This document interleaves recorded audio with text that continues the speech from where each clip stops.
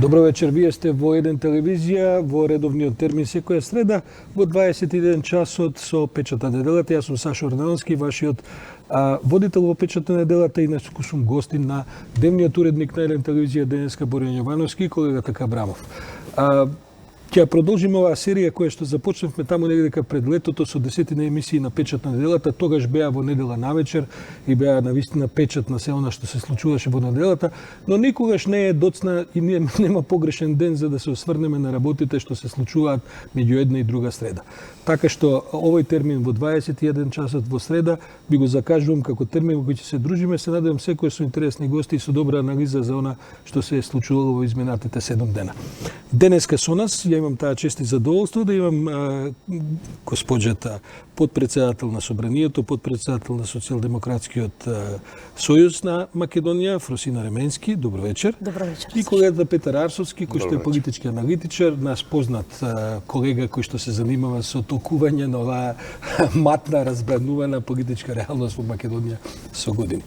Предлагам да почнеме со Ременски, бидејќи некако се погоди така неделава да практично имавме еден зголемен интензитет. Вие сте меѓу другото и ко-председавач на Комисијата за помирување, ова една адхок тело што се создаде во Собранието. Заедно ја водите со колешката Емилија Александрова од ВМРО. И денеска и вчера и така натаму, денеска дури имаше едно соопштение дека можеби до крајот на неделата може да се очекува и првиот нацрт закон за помирување кој што комисијата ќе го произведе за натамошна дебата. Како стоиме на таа тема? Ќе има ли наскоро некој резултат конкретен? За вас и за јавноста, мислам дека недостасуваат информации околу концептот како функционира интерпартиската парламентарна група за помирување, интеграција и реформа. Тоа се практично три подгрупи. Тие се три подгрупи кои што третираат прашања кои што се од исклучив интерес и за процесите кои што се одвиваат во Македонија, меѓутоа и на долгорочен план опфаќаат многу други активности кои што не се исклучиво поврзани со закони. Интерпартиската парламентарна група функционира како една лоби структура, бидејќи во рамки на Собранието функционираат интерпартиски парламентарни групи кои што третираат прашања на поддршка на лица со попреченост, ЛГБТ, млади, роми, и тоа е концепт кој што е воспоставен како концепт на работа во Собранието. Ние се одлучивме преку такво тело да ги отвориме сите прашања кои што ја тангираат и политиката, меѓутоа и процесите кои што се условени од една, би кажала, меѓупартиска релаксирана дебата за прашања кои што се табу теми. Формиравме три работни групи кои што ќе се занимаваат со интеграциите, поврзани секако тоа со актуелната дебата апропо уставните измени. Прашањето, работата на групата за помирување, која што ќе третира повеќе прашања, меѓутоа во фокус првично го ставаме 27 април и настаните во Собранието, и работната група за реформите, кој што ќе работи паралелно со преговорите. Имам и впечат дека малку намерно ја разводенувате, да кажем, целата тема со три подгрупи така, а во суштина во центар на вниманието е помирувањето? Може би првичниот чекор ќе го имаме од работната група за помирување, со ова веќе што го најавивте како законско решение кое што ќе третира одредени случувања поврзани со 27 во контекст на судскиот процес кој што е во тек. Меѓутоа, ако земеме во предвид дека реформскиот процес кој што не чека до добивањето на датум за отпочнување на преговори со Европската Унија, подразбира и донесување на пакет закони во делот на судството, обвинителството, безбедносно-разузнавачката заедница, медиумите, собраниските реформи за кои што исто така се потребни 2/3. Така и ја нарекуваат вашата комисија, така и нарекуваат двотретинска комисија. Практично таму се сите прашања кои се обидувате преку партиска некаква консолидација да направите и да дојдете до тие магични 80-81 глас. Се обидуваме преку тоа тело да ги повикаме сите одговорни пратеници, бидејќи видовме дека изминатиот период имаше ситуации во кои што требаше одважување за одредени процеси. Секако тоа не им беше лесно на пратениците кои што се одважија да гласаат за отварање на уставните измени. Меѓутоа, процесот не завршува тука и нема секако да застане тука. Гледаме дека имаме цврсти партиски ставови од страна на ВМРО ДПМН и по учество во работните групи, но и секако генерално кон процесот и кон односот кон интеграцијските процеси, и сметаме дека не треба заради партиските агенди да трпат и процесите, но тоа да биде и начин во кој што ќе се воведат во работа сите останати кои што имаат што да дадат. Пред се за надпартиската агенда, а тоа е евроатлантските интеграции. Добро, ова вака како што го објаснува Ременски, Петар, ова звучи како едно политичко пледоаје за власт која сака да истурка закони за кои им треба поддршка и така натаму. Но факт е дека кога цела работа почна пред колку време, има 2-3 месеци? 6 ноември е конституирана. Да, Ке ми пред тоа дозволиш, почна Сашо, да во контекст на оваа констатација која што ја даде. Прашањето на помирување ние во Република Македонија скоро и да не сме го третирале. Ниту на прашањето на меѓуетничките односи, а најмалку на прашањето на интеретничките односи. И мислам дека можеби 27 е таа позиција од која што треба да се тргне за да се создаде атмосфера на една дерадикализација на македонското ткиво, имајќи во предвид дека изминатиот период, подемот на национализмот, етноцентризмот и сите овие, да кажеме, екстремни влијанија, странични по однос на неонацизам, неофашизам, влијат во реално дојде до една, состојби. да кажам, изненадувачка забуна на почетокот, бидејќи таа, како да кажем, таа тема, да не кажем таа Коскаја, Фрлизаев ненадејно, со еден инспиративен говор во собранието, во кој што не можевме да протолкуваме зашто станува збор, дали за помирување, дали за помилување, дали за амнестија и така натаму. Меѓутоа, Петар, се чини дека целата таа работа која почна така малку хаотично и наврапито, сега се канализираше, па дури гледаме дека доаѓа до некакви веќе опипливи политички резултати и дека можеби навистина тоа нешто и навистина може да излезе кој резултат кој ќе има ова што Фросина се разбира политички се обидува да го фундира овдека, тоа е дека помилувањето и помирувањето заправо е важен процес во општеството. Па не, јас не спорам дека помирувањето е важен процес во општеството. Македонија по проценките на Светска банка и требаат 70 години да ги стигне стандардите на ЕУ. Ние белким сите заедно сакаме тој процес да го скратиме малку. Тој процес со некаква тензична атмосфера во собранието каде да, на пример, ВМРО ДПМН ќе ви поднесе по 10.000 амандмани на секој предлог, не може Македонија да го направи. Предпоставам дека е во интерес на сите партии, па и оние кои се сега длабоко во своите партиски рови се гледат низ оптика на нишан, некако тоа време да го скратиме. Бидејќи имале вие или не критички однос по договорот од Преспа кон Европската унија и кон за неопходните реформи немаме. Проблемот е што тој процес на помирување неопходен. Ние го гледаме сега малку низ призма само на политички прагматизам. Мислам дека треба да го прошириме низ призма на некаква принципиелност, што го врзува со процес кој за сега го канибализира, тоа е процесот на испорака на правда. Тие два процеси се меѓу себе контрадикторни и се канибализираат еден со друг. И гледаме дека и власта и опозицијата како пинг-понг се удираат од еден зид на процесот на помирување, па се удираат во друг зид во процесот на испорака на правда. Оваа комисија мислам дека символично може да покаже дека постои решение на таа раменка. Дека постои најмал заеднички содржател, каде двата услова може да бидат исполнети. Добро, комисијата има проблем со кредибилитетот уште од самиот почеток, бидејќи таму седат луѓе, особено од опозицијата, кои што имаат вестит интерес, што се вели, кои што имаат причина зашто седат, бидејќи се меѓу другото во судари со правната држава. Но, видите, процесот на помирување е процес кој ги тангира политичките елити. Процесот на испорака на правда е процес кој го тангира плебсот.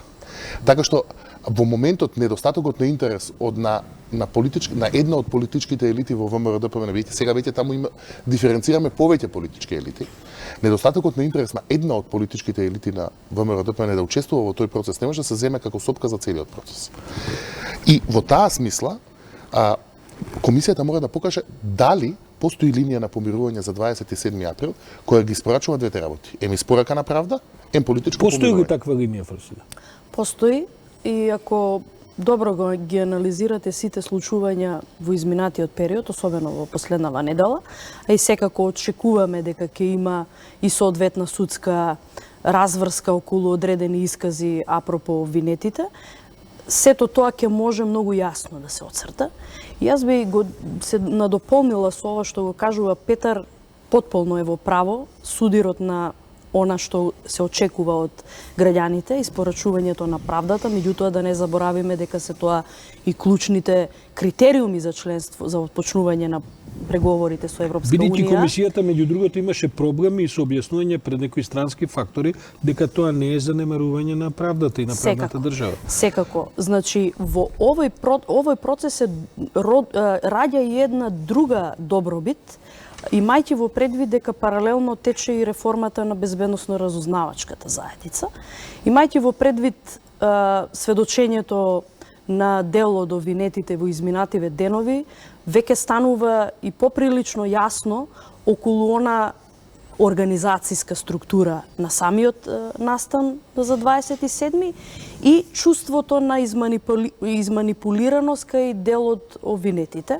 секако во една друга политичка, би кажала, конотација.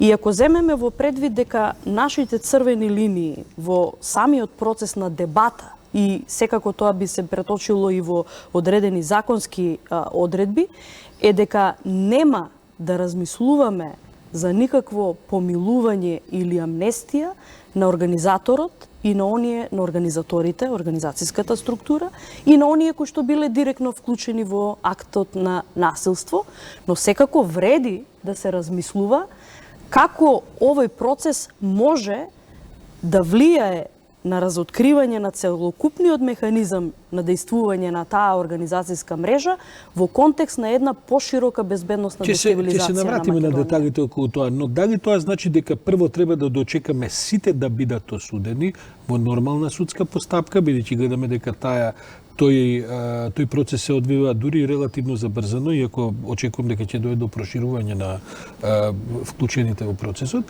Значи, дали прво ќе се дочека дури и оперските пејачи и глумците да бидат осудени, па потоа да бидат помилувани, или мислите дека е можно да се направи некаков законски проект кој што практично ќе го спречи нивното натамошно процесуирање, освен со овие кои што велите ке се над црвената линија? Јас се надевам дека во оваа фаза на судскиот процес, во кој што имаме давање на одбрана искази од страна на обвинетите, завршува поприлично бргу, имајќи во предвид дека некои воопшто не изнесуваат докази, ниту пак се вклучуваат во одбрана.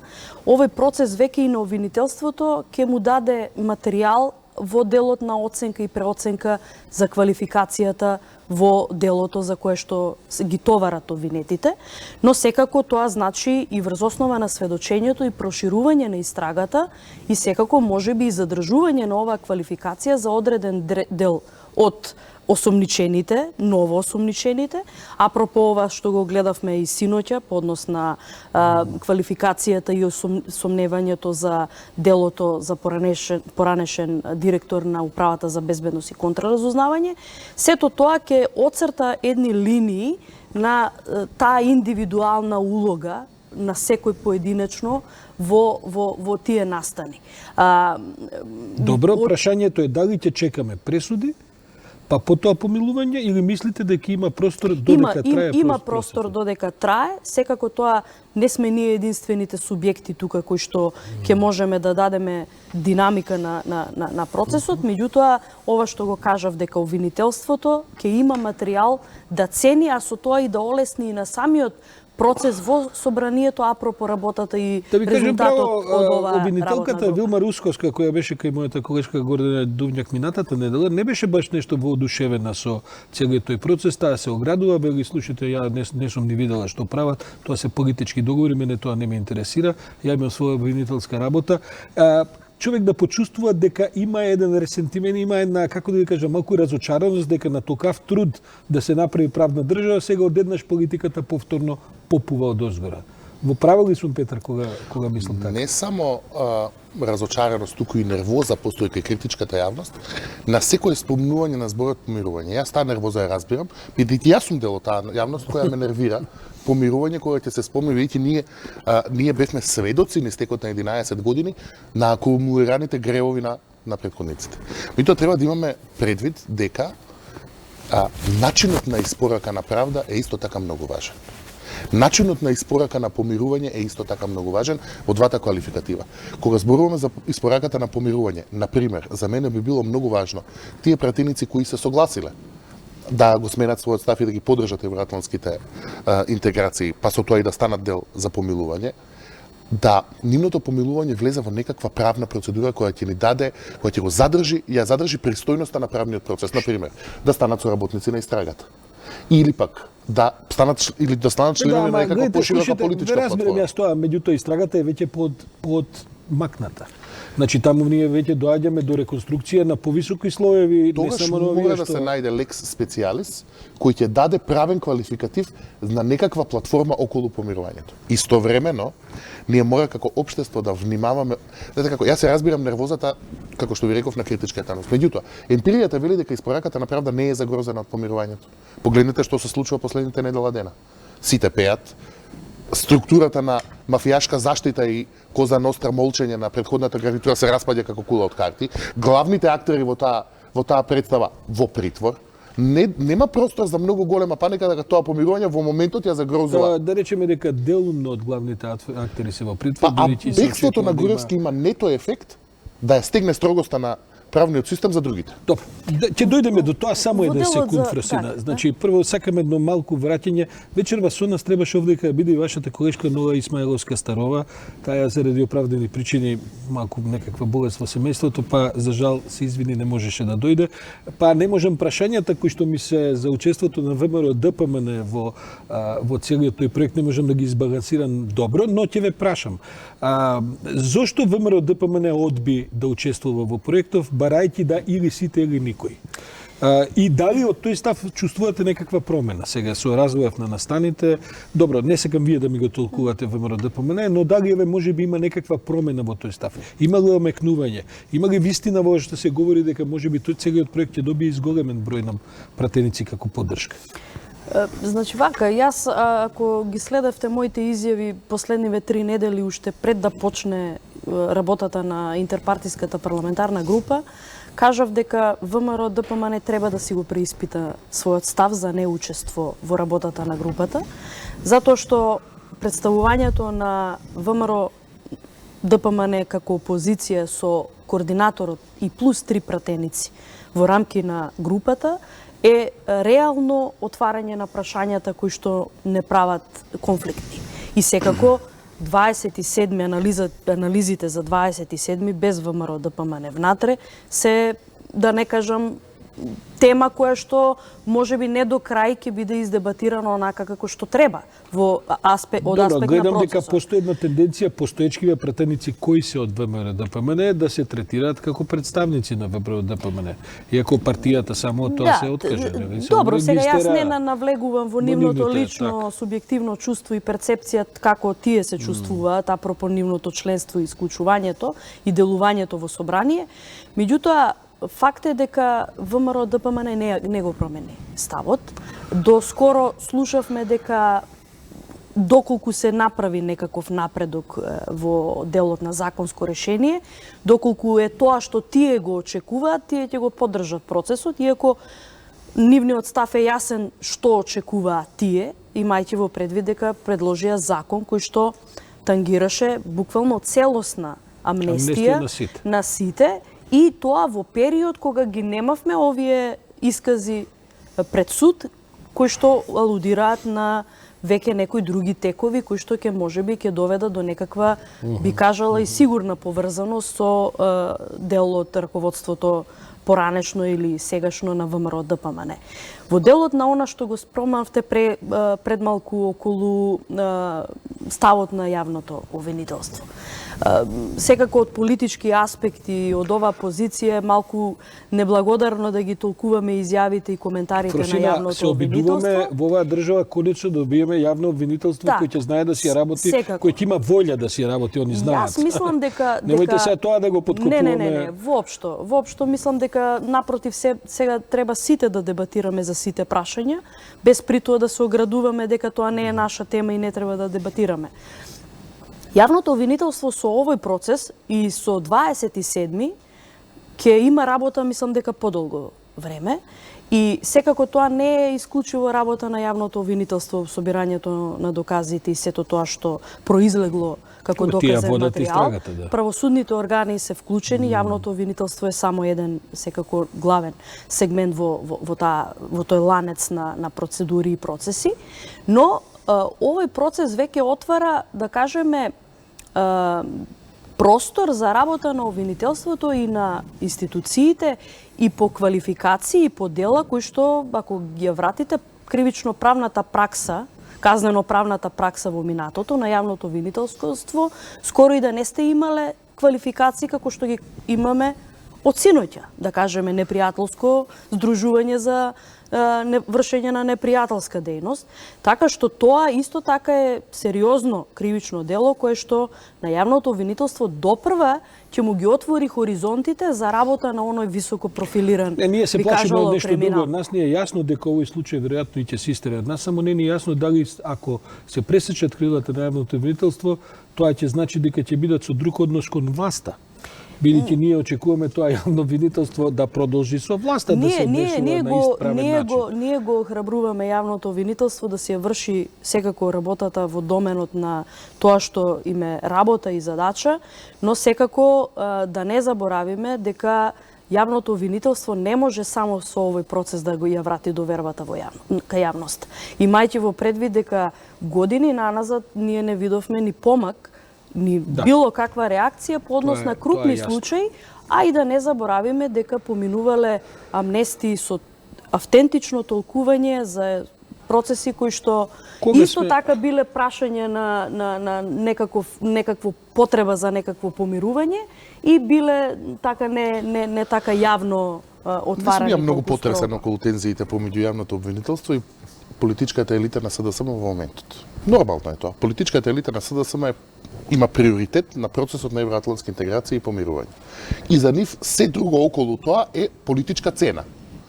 Нормален е и односот на обвинителството кој вели вие терете си вашата агенда, мито да ја мојата работа да ја завршам. И тој е поздрав однос помеѓу власта и обвинителството во таа смисла. Ние гледаме дека во случајот на СЕЈО тоа е дури и продуктивен однос. Значи СЕЈО ви нанесе неколку непријатности во процесот на политичка. И така треба да биде. Што се однесува до ВМРО ДПМН, тие не учествуваат во овој процес затоа што се позагрижени за случаите на СЕЈО, одошто за случаите од 27 април. Кај нив главната врхушка и главната елита е тангирана од тие процеси. Па заправо ќе видиме, може да е тоа истата елита и во едниот. Се разбира, може да е истата. Што се однесува до овие две, главната борба во моментот е квалитетот на испораката на двата процеса. Како да спречиме помирувањето да се претвори во неказливост и како да спречиме испораката на правда да се претвори во испорака на одмазда. И тоа е квалитетот кој ќе направи суштински да бидеме, да покажеме и на оние кои не го поддржуваат тој процес дека е така подобро и за нив. Се движиме ли во таа насока, Фросино?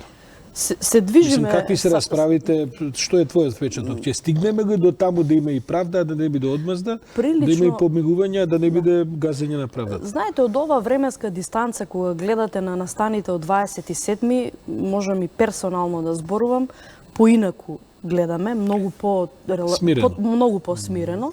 Секако емоциите не дека не се присутни, меѓутоа се можеби на трето ниво на важност во овој процес, имајќи во предвид дека овие процеси бараат многу поголема жртва за целите, а секако многу помалку за суетите и за карактерот. Има напредок затоа што ние за прв пат ги отворивме темите да ги разговараме што се случило на 27-ми. Таму имаме искази, да кажеме, и од нашите колеги пратеници кои што алудираат и кажуваат дека тие скоро и да не знаеле во какво сценарио влегуваат. Секако, меѓутоа пак ќе кажам, важно е да се разговара. Кога ги ставаме работите под тепих, јас знам, барем неколку пати на говорница сум побарала извинување од пратениците од опозицијата, за да можеме да видиме ронка каење од она што се случи на 27-ми. Не сме го добиле, сега го добиваме и формално и неформално. Секако тоа не се само 8-те пратеници, има и многу други пратеници кои што се свесни за последиците. Ќе има ли од некаков сам. нацрт закон до крајот на недела, а почетокот на идната Јас недела? не би алудирала до крајот на оваа недела, но известно е дека средината на следнава недела можеме да очекуваме нешто се правна разговара. рамка околу која што може да се отвараат дебати. Добро, ве прашувам и двајцата. Вчера го уапсија во државава стана веројатно најрискантна професија да бидеш директор на УБК. После директор на 15 година си да се у затвор.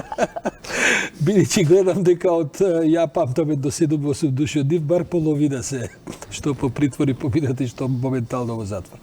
Верува ли некој, не само од вас двајцата, што е вашата процека, дека можел да биде вклучен овој 30 годишен ајде сега не знам кој избор да го употреба да не биде навредлив, а кој бил на местото директор на УБК и дека тоа било негова инспирација и организација. Фроси најпогетички вака еден одговор, бидејќи јас не гледам начин како може истрагата до него да се опре. Ако тој бил вклучен врз основа на искажувањава на сведоците, а тие се субстанцијални, тогаш не можам да замислам дека над него нема барем уште еден, а можда и два слоја од инспиратори, организатори. Значи, вака, поставеноста на директорот на Управата за безбедност и контраразузнавање прво во рамките на самото министерство, а потоа и поврзувањето согласно надлежноста, одговорноста и она процедура на комуникација во контекст на линиите на работа, не може да го остави сам во она негова улога како што ја слушнавме. Тој може би бил оној наекспонираниот дел, меѓутоа секако мислителот на целокупниот процес, што тој треба да соопшти, кого треба да впрегне во таа мрежа е секако многу поинаку. Јас би кажала дека токму тука треба обвинителството да се концентрира многу повеќе, имајќи во предвид дека и тој директор во таквата поставеност во рамките на управата не можел да делува сам. Добро, што е право ми се чини впечатокот е и во јавност дека обвинителството знае што прави. Имаат една стратегија во која што го разгрнаа случајот на пониските нивоа, се дигне една хистерија заради разноразни учесници кои што може да бидат и помилувани и така, но чекор по чекор стигнуваме веќе во... Токму за тоа и зборував претходно. И тоа е очигледно резултат на Русковска и на незиното обвинителство да се оди во таа насока. Токму и за тоа зборував, дека самиот процес на дебата за настанот и самиот процес на помирување и размислување за преиспитување на одговорноста на обвинетите во случајот, ги стави и во друга позиција обвинетите. Сигурно и тие, како и ние, од оваа временска дистанца, во притвори, домашни притвори, на рочишта, веќе чувствуваат дека се длабоко изманипулирани, мајќи во предвид дека тука го имаме и бегството, ја имаме и целокупната структура и сите процеси, така што јас очекувам дека во овој процес ќе се отвори прашањето за она приватизација на институциите. Добро, апропо агендата за... Јасно ми е мене тоа, секако беа приватизирани институциите. Петар, ќе оди ли ова да ќе председателот на државата? Сигурно. УБК во сценариото била сепак алатка, а не сценарист. И упадот во собранието на 27 сепак било средство, а не цел. Ние како што се отплеткува клопчето, гледаме дека целта била да се стави шапа на политичките процеси преку прогласување воена состојба. Ако треба да им се верува на исказите на обвинетите, не гледам причина да не им се верува. И во таа смисла се отвара една многу повисока пирамида во која ние расплеткуваме дека тоа било едно многу по-диаболично, многу по-малициозно сценарио и многу по-организирано. Фросина, ти беше на списокот за апсење таа вечер? Сигурно. Ние двајца? Биќе јас мислам дека сум бил, не знам за Пеџа. Сигурно, мислам, да. Се шегувам, а и може не се шегувам, но реално прашувам, бидејќи ако имало список за апсење, тоа ќе одело Петар Повел, извините. Во многу голема конкуренција сме јас и ти на многу списоци се даваме. Така што во таа смисла но отвара таа и уште нешто. Сепак ги презентира овие пратеници како пиони во операцијата. И нас како јавност, јас например многу пострашно би ја доживеал неказливоста на Иванов и на неговите разузнавачи, одошто неказливоста на овие пратеници што ги отвориле. Доколку евентуално се покаже во таа смисла. Значи отварањето дека таа операција била доста метастазирана во смисла на политички пипци, ќе овозможи токму ќе овозможи ако ги гониме вистинските организатори. Јас се извинувам, не се согласувам со таа теза дека овие биле мали деца кои биле изманипулирани. Еве еден пратеник седи пред нас овдека и не верувам дека ќе се впушти Фросина во што било да прави како резултат на манипулација во тој тип на настани. Се разбира дека таа вина не е таква каква што на оној кој што тоа го замислувал, го финансирал, го организирал и така натаму, но немојте сега од потребата да се помируваме да им кажеме од соопштенијата на ВМРО ДПМН се добива впечаток дека ние како јавност треба да им се извиниме на овие кои што упаднаа у парламентот и за да ги замолиме они нам да ни простат. Такви се соопштенијата, таква е риторика. Но не мислам дека пратениците кои се предмет на треба да ги мислиш нема целата слика пред себе. Не треба да ги квалификуваме никако премногу големи херои и маченици, никако премногу големи криминалци. Они се токму таа оперетска верзија на упад во државата на пуч, која Македонија може да ја смисли. Значи, во таа смисла, ниту пат дилот мислам дека треба да го преценуваме или подценуваме. Фросина, зошто не успеа целата операција?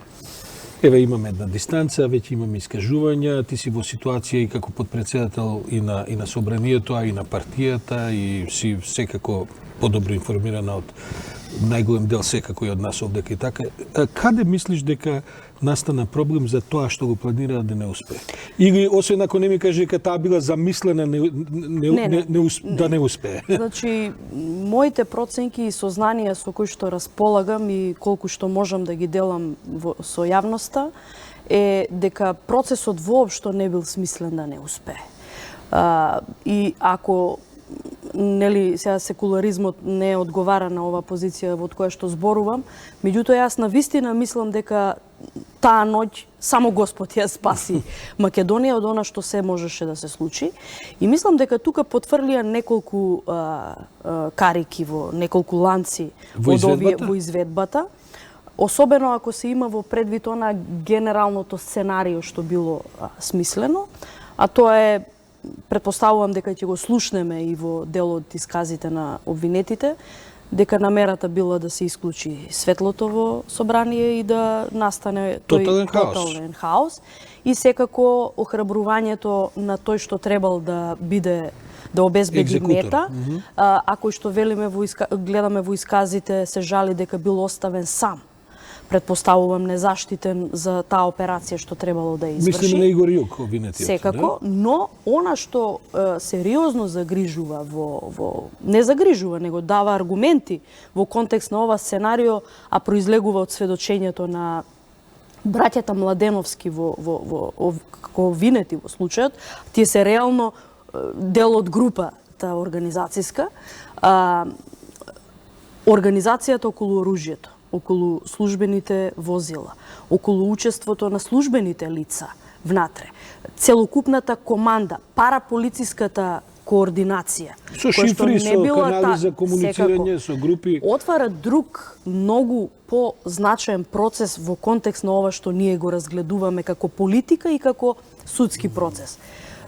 Да не биде прегрубо, но мислам дека ако сето ова во моментот се прифати како точно, а имаме многу причини да веруваме дека УБК стоело за многу сценарија во минатото, мислам дека требаше УБК да се пломбира во истиот ден, затоа што и тие луѓе кои што користеле службени возила, кои што имале оружје, кои што биле под некаква команда во рамките на управата, а таа пак истата управа требала да обезбеди гаранција за заштита на уставниот поредок, а била организатор на рушење на уставниот поредок, тоа сериозно внесува една друга димензија на потреба од една и обвинителска истрага во рамките на ова што се отвара како процес, меѓутоа и во една сериозна внатрешна истрага во рамките на Министерството за внатрешни работи,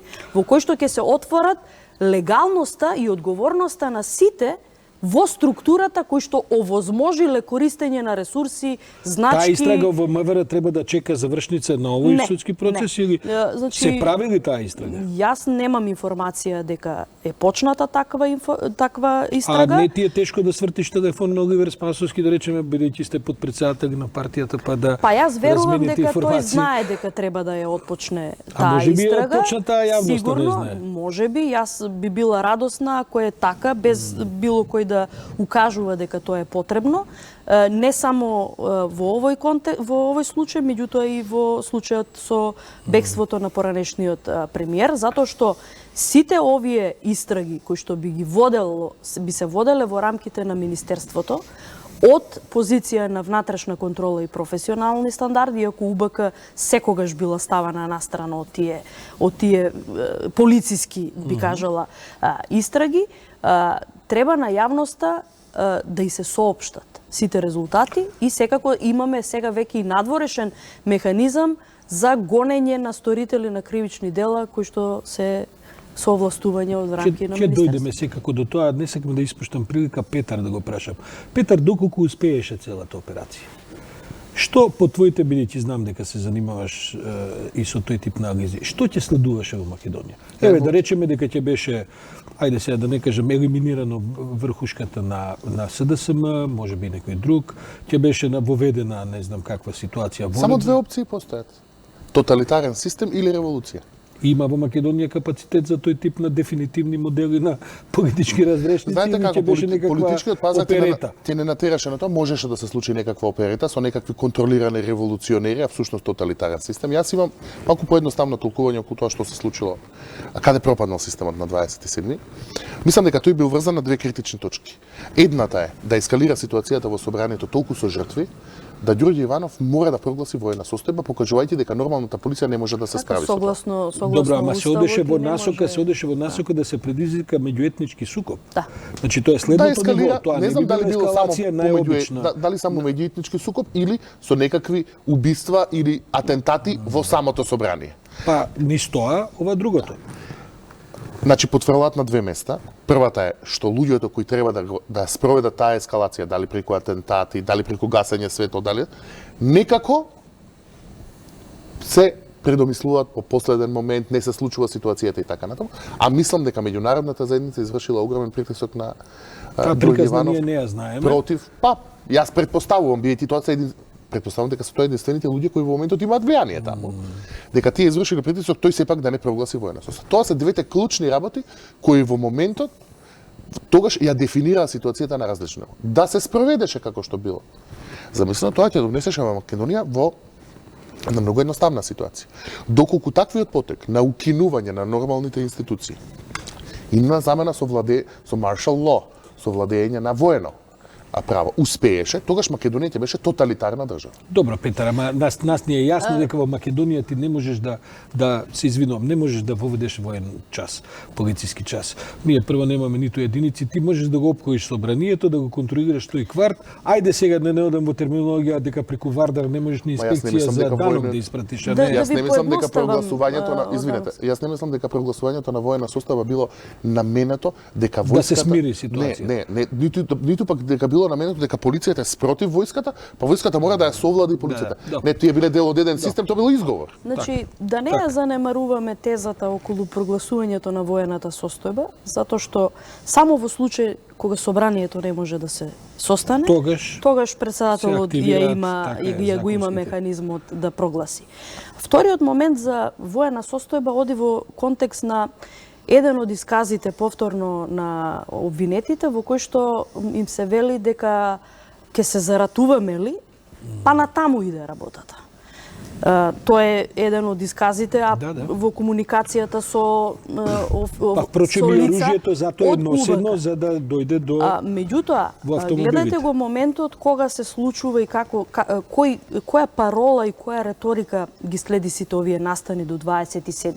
Тоа е тиранската платформа, дебатата за федерализација, кантонизација, и за изборот на председателот. за изборот на председателот, за на собранието. сето она што тангира меѓуетнички односи. Па конечно и села е затоа нападнат. Така. Сега јас ако се вратам на исказот кој што јас како сведок и во настанот го видов после пукањето предупредувачко од обезбедувањето на министерот Оливер Спасовски, што беше извикнато во моментот од лицата присутни до нас, беше тој што требаше да отиде, отиде. Прашањето кој требаше да отиде, го убија села. Да. И тоа рефлектира на една смислена тенденција на предизвикување на меѓуетнички судири во дел на граѓанска војна, која што ќе резултираше секако со потреба од воспоставување на некаквов мир и ред тука. Но повторно да не го заборавам ова што ми оди во контекст на ова што го кажав. Тезите ќе се заратуваме ли оди натаму. Доктрината да имаме војна, целото расветлување на улогата на УБК во целиот случај со 27.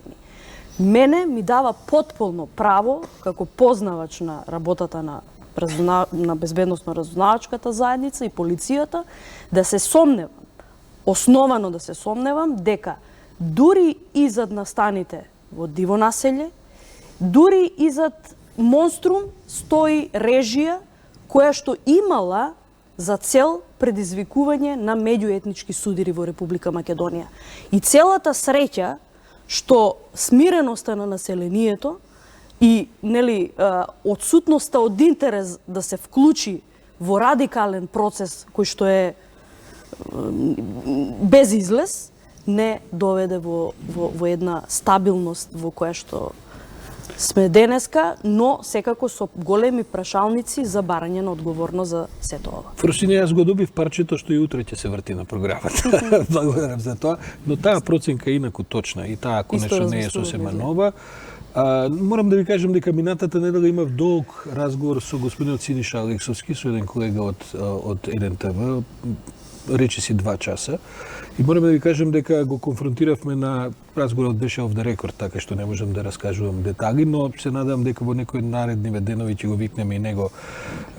Господинот Синиша Алексовски е советникот за безбедност на председателот. Знаеме добро кој. Јас го кажам заради јавноста, бидејќи не сум сигурен дека целата публика знае кој е, но тој е човекот кој што во сведочењата се спомнува како линкот помеѓу подготвеноста на председателот Иванов да прогласува воена состојба и мотивирањето на овие што напаѓале во парламентот да се дојде до таа ситуација.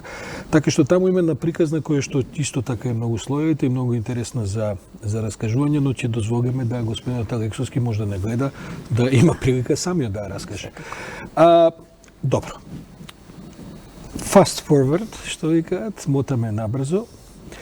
Јасно ни е целата ситуација. Груевски ненајавено, без збогум, без со здравје, си замина од земјава. Точно ли е тезата која и Петар ја спомнува, јас се обидувам да перпетуирам низ неколку коментари, дека практично неговото заминување ги забрза процесите.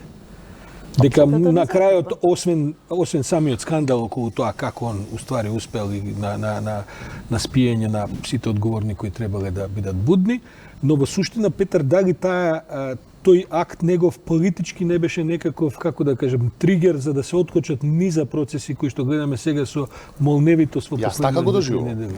Јас доживувам дека неговото бегање прво него и политичката идеологија на сегашната ВМРО-ДПМН ја портретираше како криминогена, а не националистичка. Второ, дека неговото бегство ги направи сите други институции на штрек. Парадоксално, полицијата покажа како, во случајот на Мијалков, покажа како кога имаат најава, можат брзо да се мобилизираат. Значи, тоа ги направи многу по-остри, потоа направи спроведувањето на правда да биде по-строго за овие за кои сега веќе условно речено се зборува низ град, мува не може да им пролета на судските власти. Така што во таа смисла тоа беше некаков катализатор. И така што нето ефектот на бегството на Груевски всушност беше забрзување на испорака на правдата. Па и овие кои сега пропеа, условно речено како сведоци, не знаеме дали ќе пропеа сами или не, меѓутоа недостатокот на Груевски како да символично, но и суштинска една политичка. Така е, како да извади една потпора во една таа кула од карти во која сепак врхушката на таа Коза Ностра мантра ја снема. Фросина, твојот колега Оливер Спасовски, министерот за внатрешни работи, денеска дознавме дека понудил оставка на премиерот и дека премиерот веројатно таа оставка ја конвертирал, предпоставам, очекува да се види како ќе одат истрагите. Малку е изненадувачки што помина долго време, а се уште ништо не знаеме околу, барем официјално не знаеме околу бегството. Како се носите како власти, како партија и како па и внатре, имате ли дебата за тоа или немате во партијата? Јас ја го следам гласот на јавноста и гледам дека колку повеќе се одолговлекува резултатот од истрагата, толку повеќе расте сомнежот околу самиот настан.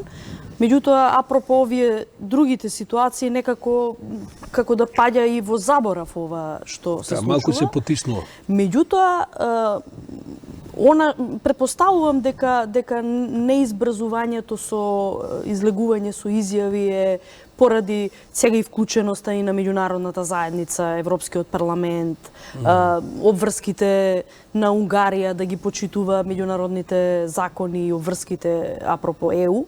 Меѓутоа, она што е можно и е потребно да биде брз резултат од Министерството за внатрешни работи е внатрешната истрага, за која што зборував и апропо ова што го зборува во контекст на улогата на УБК, имајќи во предвид дека обвинителството не му ги ограничува на Министерството за внатрешни работи механизмите за внатрешните истраги, затоа и впрочем постои внатрешната контрола, професионалните стандарди. Добре, ние сите знаеме дека внатрешната контрола нема капацитет за тој вид на истраги. Јас не би рекла. Мора да се направи. Јас не би рекла дека па нема. Никогаш до сега внатрешната контрола, освен во некакви поединечни случаи на малку некакви прекршувања, па нешто произведе резултат. Ова е сепак покомплексна операција. Јас не очекувам внатрешната контрола да излезе со предлог за кривично гонење на вработени во Министерството, затоа што досега тоа скоро и ретко се случувало, се завршувало на некое ниво на дисциплински постапки или некакво суспендирање на вработени. Меѓутоа, за ова во најмала рака очекував некакви постапки внатре во рамките на Министерството, почнувајќи првично со државното обезбедување на Груевски, за кое што изборував во некои од претходните емисии. Мислам дека колку побрзо се излезе со таквите резултати, без да се чека обвинителството со отворената истрага и тоа колку време ќе му треба да се преиспита целокупната хиерархиска поставеност во делот на командната одговорност и сите прашања кои што оставаат забелешка на познавачите на работата и командата во рамките на Министерството. Петар, сакам да те прашам прашање кој што ако ја го поставам на Фросина ќе добиам политички одговор кој што ќе биде за очекување бидејќи е сепак таа спротивставената страна. Во каква ситуација се наоѓа сега ВМРО ДПМН? Со оглед на сите овие развои на настани. Значи помирувањето полека се одмотува, оди во еден правец, тие се комплетно против тоа. Бегството на Груевски се уште не е залечено, тој им е се уште почесен председател, тие не ни размислуваат да се занимаваат со тоа. Простра информација дека вчера апсениот директор на УБК бил советник за безбедност на господинот Мицковски. Мислам дека тоа нешто крипто се демантираше, иако не видов јавен демант, но сепак бил член на тоа. Сакам да кажам, протестираат секоја среда, протестите не се впечатливи, мислам дека повеќе се еден театар на некаква внатрешна партиска театарска сцена. Како ја проценуваш ти сега состојбата на ВМРО ДПМН во оваа комплексна ситуација? ВМРО ДПМН е заглавен во улогата која самиот себе си ја припиша, а тоа е да биде наместо член на ИПП, член на Асоциацијата на партии како Златна зора. Во сценариото во кое самиот за себе го одреди, намалувањето на нивната поддршка ги радикализира. Тие што остануваат во ВМРО ДПМН сега се порадикални од претходно. Груевски во таа смисла им го расипа проектот за ребрендирање. Бегството на Груевски им го расипа проектот за ребрендирање, бидејќи тие велат дека сакаат во ЕУ и НАТО, велат дека тие всушност никогаш не биле антизападни, меѓутоа всушност со овој Бегалецов се уште име почесен председател на партијата. И во таа смисла и ги користат ресурсите кои што ги остави во ги премести малку подесно од тоа што беа. И сега ВМРО ДПМН е заглавен, ви велам, во сценариото кој самиот на себе си го препишал. Мицковски се радикализира дополнително. Внатре, јас сум ги видел тие ситуации по претите, се удираат во гради внатре во еден по-мал круг, дека секој протест готово баш тога ще падне владата, всушност секој протест има се помалку поддржувачи од предходниот. Тие не можат да направат критички пробив, односно се заглавени, бетонирани во оваа... А влезени се во еден речник кој што е ултимативен, радикален. Поетски, малку поетика тоа се, има, да. па, мислам дека го трошат за моменти кога можда и ќе имаат прилика да го потребуваат нека иднина, а сега го трошат на еден... Тие и малку од политички капитал кој недостатоците на владата на Заев им го дава во моментот, тие го истураат веднаш пред влада и го трошат, го немаат за утре лента. Не можат да направат критички пробив додека не се трансформираат многу сериозно. А тоа што се сега малку ги тера да се уште порадикални и уште полојални едни на другите и на својата кауза. Така што се они бетонирани во таа позиција на догледно време. Се додека не најдат приклучок кон нормалните текови или не направат трансформација, не можат да се надеваат на радикална подршка и покрај тоа што, да знаете, нивната база се уште е цврста. Да, анкетите покажуваат дека барем кај македонците, СДСМ и ВМРО ДПМН се во мртва трка. Значи, проблемот не е во елитата на ВМРО ДПМН во моментот, тие се радикализирани, бутнати на страна. Проблемот е што овие процеси оставаат надвор од нив, голем број на граѓани кои не ги разбираат, не можат да се идентификуваат со нив, затоа е многу важно процесите кои ги водиме сега да ги вклучат тие граѓани, можеби не на ниво на политичка елита на ВМРО ДПМН, но граѓаните. Има ли шанса за тоа, Фросина? Затоа што вас ви е комотна позицијата, имате опозиција која што не е доволно моќна да ви прави присил, правите грешки, не сте ефикасни, власта ви функционира половично, тоа мислам дека никогаш не сум сметала дека за развој на демократско општество е потребна слаба опозиција. Тоа е многу убаво да се каже кога сте на власт. Да, меѓутоа, знаете, може ќе слушнете различни толкувања дали тоа нам не одговара сега или не ни одговара. Во контекст на сите процеси историски погледнато стално сте имале штета од тоа. Секогаш кога била противникот слаб, вие за релативно кусо време сте Не само тоа, но сега зборуваме за агенда која што треба да биде надпартиска. Бидејќи се одлучуваат клучни прашања кои што биле 27 години во програмите на двете партии. И бегањето од таа агенда, немањето на концепција како да се вклучиш во таков еден процес, и бегањето од процесите кои што на среден и долг рок треба да не сближуваат во тој процес, е прилично несериозно политички од страна на лидершипот на опозицијата.